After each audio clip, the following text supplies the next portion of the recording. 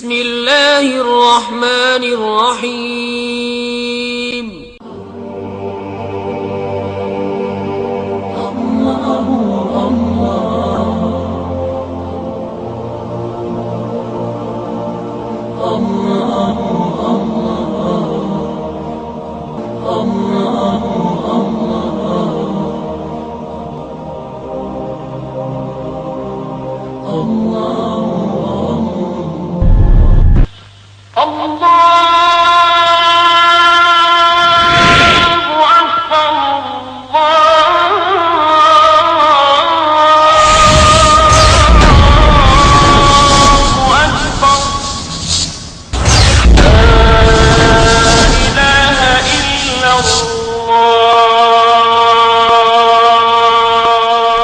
خواجہ غریب نواز اور اس سلسلے کو جنہوں نے اسلام دیا ان کو معاذ اللہ یہ کافر تک کہتے ہیں۔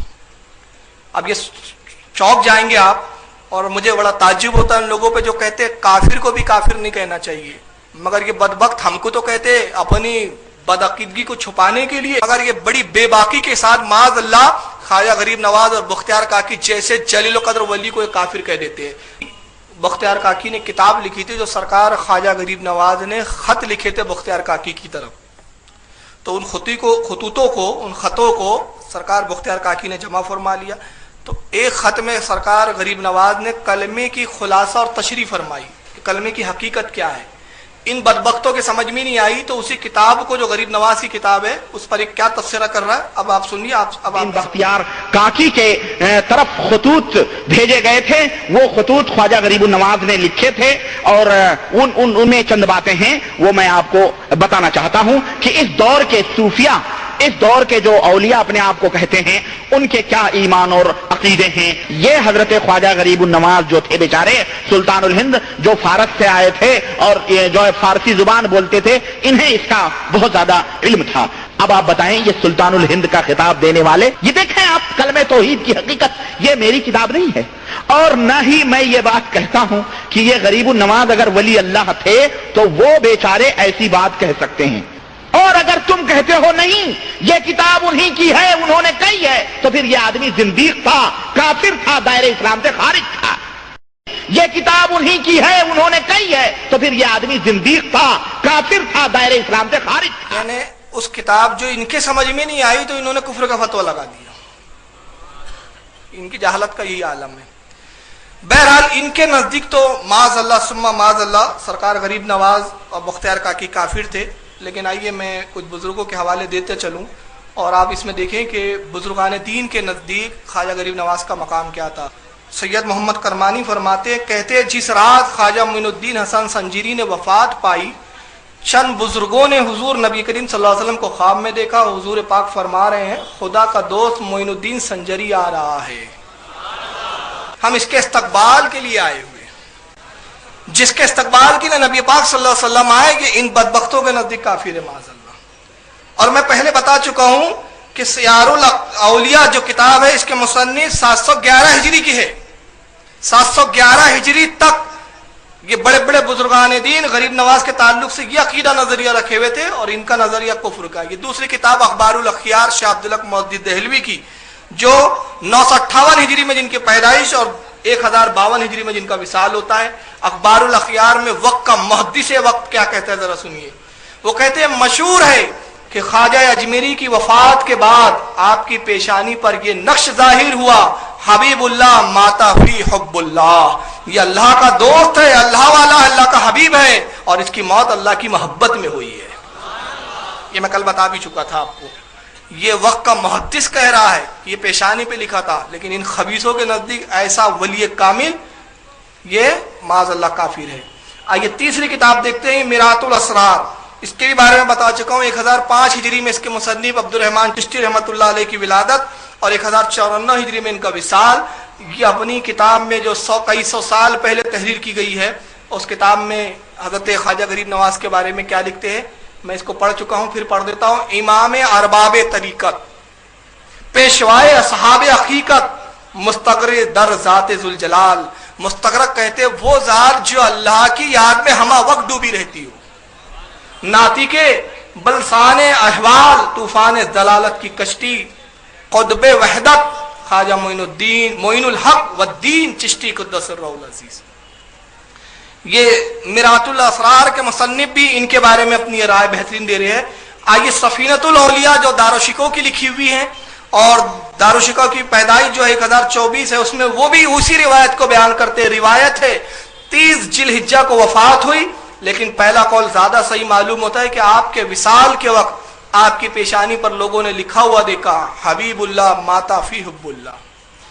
یہ اللہ کا حبیب ہے جس کی موت اللہ کی محبت میں ہوئی. یہ کتاب ہے سبع سنابل شریف. کتاب کے بارے میں صرف ایک بات عرض کر دوں، یہ کتاب بارگاہ رسالت میں مقبول ہو چکی ہے. یہ بزرگوں کے حالات پر لکھی ہے. اور حضرت سبع سنابل شریف کے مصنف 912 ہجری ان کی پیدائش ہے اور 1017 ان کی وصال کی تاریخ ہے. سبع سنابل شریف میں عبد الوہاب بلگرامی رحمۃ اللہ تعالی علیہ کیا نقل فرماتے ذرا سنیے. صفحہ نمبر اس کا 435 اور 435 پر آپ حضرت خواجہ معین الدین چشتی کے تعلق سے فرماتے نقل ہے کہ خواجہ معین الحق والدین حسن سنجیری علم کامل رکھتے تھے. آپ کی تصانیف خراسان کے اطراف و نواح میں بہت ملتی ہے. 70 سال تک رات کو آرام نہ کیا اور نہ پشت زمین سے لگائی. 70 سال تک آپ کا وضو سوائے حاجت انسانی کے نہ ٹوٹا. آنکھیں عموماً بند رکھتے، نماز کے وقت کھولتے اور شیخ کی نظر جس پر پڑ جاتی وہ ولی اللہ ہو جایا کرتا تھا. یہ عبد الوہاب بلگرامی کا قول ہے کہ شیخ خواجہ غریب نواز کا تو عالم یہ تھا جو جس کی نگاہ جس پر پڑ جائے وہ ولی ہو جائے تو وہ وقت کا کتنا بڑا ولی کامل ہوگا. لیکن ان نابکار خبیثوں کے نزدیک ایسا ولی کامل کافر نظر آتا ہے. آئیے اب تیسری اور ایک میں کتاب دکھا رہا ہوں آپ کو اس کے بعد. یہ آئیے القول الجمیل. میں نے اس کے بارے میں پہلے بھی عرض کر چکا ہوں کہ اس کتاب کو کوئی وہابی بھی چیلنج نہیں کر سکتا کیونکہ چھاپنے والے بھی یہی لوگ ہیں. قول الجمیل کے اندر صفحہ نمبر 66 پر وہی لکھا ہے امام طریقت، اور اس کے بعد صفحہ نمبر 67 پر شاہ ولی اللہ محدث دہلوی رحمۃ اللہ علیہ سرکار غریب نواز کے تعلق سے وہی روایت بیان کرتے شاہ ولی اللہ بھی جو وقت کے محدث ہے. کہتے ہیں منقول ہے کہ جب خواجہ کا وصال ہوا تو آپ کی پیشانی مبارک پر یہ نقش ظاہر ہو گیا حبیب اللہ ماتا فی حب اللہ. یہ اللہ کا حبیب ہے جو اللہ کی محبت میں وصال پا گیا. اب اس کے بعد میں ایک بہترین 2-3 چیزیں آپ کو دے دوں گا. یہ ہے انفاس العارفین. یہ بھی شاہ ولی اللہ صاحب کی کتاب ہے، اس کا بھی انکار نہیں کیا. یہ میرے اس وقت ہاتھ میں ہے. انفاس العارفین میں شاہ ولی اللہ صاحب خود کیا فرماتے اپنے خاندان اور اپنے متعلق. صفحہ نمبر اس کا 37 ہے 37. اس پر لکھتے قاطب الحروف یعنی کاتب الحروف یعنی حروفوں کو لکھنے والا یعنی کتاب لکھنے والا. مصنف شاہ ولی اللہ کہتا ہے کہ ہمارے اسلاف کا روحانی دستور یہ چلا آ رہا ہے کہ ہر صدی میں طریقہ چشتیہ کی نسبت کے حامل رہے ہیں. کہتے ہیں ہمارا پورا خاندان جو ہے وہ سلسلے چشتیہ میں رہا ہے. تو اگر شاہ حضرت غریب نواز معاذ اللہ کافر ہے تو ہمت ہو تو شاہ ولی اللہ کو کافر کہہ کر بتاؤ، اس لیے کہ یہ اسی خاندان کے مریدوں میں ہے. اگر وہ کافر ہے تو پھر شاہ ولی اللہ کا ایمان کہاں بچا پھر. اب آئیے ایک بڑی رسوائے زمانہ کتاب ہے لیکن وہابیوں کے نزدیک بڑی مستند کتاب ہے. ہمارے نزدیک اس کتاب کی کوئی ویلو نہیں ہے لیکن میں یہاں کیوں بتا رہا ہوں اس کی وجہ بتا دیتا ہوں. یہ کتاب کا نام ہے صراط مستقیم. اب آئیے پروجیکٹر اسکرین پہ آپ کو یہ دکھ رہی ہوگی. یہ ہے صراط مستقیم، مکتبہ تھانوی دیوبند سے چھپی ہے. اس کتاب میں لکھنے والے مولوی اسماعیل دہلوی ہے، شاہ ولی اللہ کے پوتے. 1193 میں ہجری میں ان کی پیدائش ہوئی اور ان کی موت 1246 ہجری میں ہوئی. یہ کتاب ہمارے نزدیک کیوں معتبر نہیں ہے اس کی ایک وجہ بتا دیتا ہوں. اسی کتاب میں لکھا گیا ہے کہ معاذ اللہ نماز میں نبی کا خیال لانا زنا کے خیال اور گدھے اور بیل کے خیال لانے سے بھی زیادہ برا ہے. لیکن اس کتاب میں 2 باتیں مولوی اسماعیل دہلوی ایسے لکھ گئے جو ان کے عقیدے کے خلاف ہے. اور ان کی کتاب تقویۃ الایمان سعودیہ خود چھاپتا ہے اور لاکھوں کی تعداد میں بانٹتا ہے اور یہ ان کو شہید اور وقت کا بہت بڑا امام اور ترم خاں سمجھتے ہیں. مگر ان کا خود کیا معاملہ ذرا سنیے. صراط مستقیم کے صفحہ نمبر 251 پر وہ لکھتے ہیں، ایک ہیڈنگ لگایا انہوں نے تکمیلہ راہ ولایت کے سلوک ثانی کے بیان میں، اور اس میں ایک تمہید اور ایک مقصد ہے. عبارت تھوڑی ہارڈ ہے، میں آسان کر کے سمجھا دیتا ہوں. وہ کہتے ہیں تمہید بے سمجھ طالب جب معرفت ذات کے مقام پر پہنچتے ہیں اور سلوک و متعارف کو ختم کر لیتے ہیں تو جانتے ہیں کہ ہم بھی غوث العظم اور حضرت خواجہ بزرگ نائب رسول اللہ حضرت خواجہ معین الدین چشتی اور قطب الاقطاب جناب حضرت خواجہ قطب الدین بختیار کاکی اور پیشوائے شریعت و طریقت حضرت خواجہ بہاؤالدین نقشبندی اور حضرت امام ربانی قیوم زمانی حضرت شیخ احمد مجدد الفسانی وغیرہ ہم قدس اللہ اسرارہم اجمعین جیسے بڑے بڑے اولیاء اللہ کے ہم پایا اور ہم مقام ہو گئے ہیں. یہ سری غلطی نہایت ہی برا عقیدہ ہے. اپنے مفہوم میں بتاؤں، کہتے کہ کچھ لوگ جب عبادت بہت کر لیتے ہیں تو عبادت کرنے کے بعد وہ سمجھتے ہیں کہ ہم غوث پاک کے مقام تک پہنچ گئے، غریب نواز کے مقام پر پہنچ گئے، تو کہتے ہیں کہ یہ جہالت ہے اور یہ بدعقیدگی ہے. انسان آج کا کتنا ہی عبادت کر لے ان کے برابری نہیں کر سکتا. تو ان کے نزدیک بھی جب یہ معاملہ ہے. اب آئیے آگے دیکھیں، اسی صراط مستقیم میں انہوں نے ایک بات اور کیا لکھی، ذرا سنیے. دیکھیے یہ کتاب کا صفحہ نمبر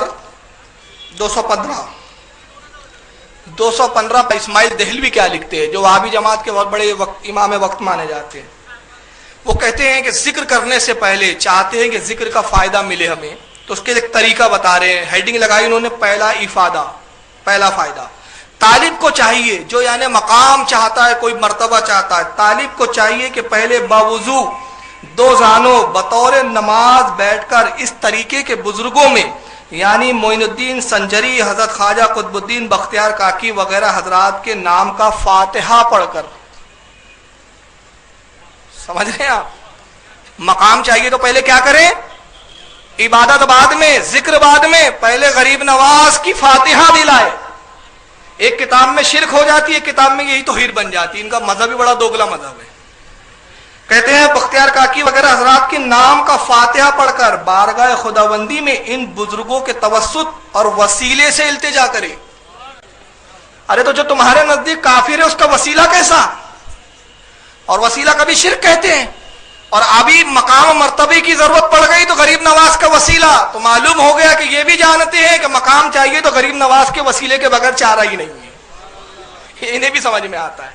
کہتے ہیں کہ ان کا وسیلے سے التجا کرے، نیاز اور بے انداز اور زاری بے شماری کے ساتھ اپنے کام کے فتح یاب کے لیے دعا کر گئی. اور اس کے بعد پھر اس ذکر کا انہوں نے طریقہ بتایا.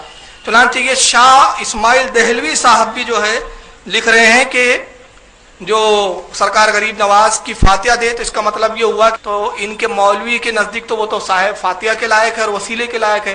تو اگر خواجہ غریب نواز کافر ہے معاذ اللہ تو یہ سارے کے سارے پھر کافر ہو گئے جو ان کو اتوقع ولی کامل بار سمجھ رہے ہیں. آئیے ایک شخصیت کی میں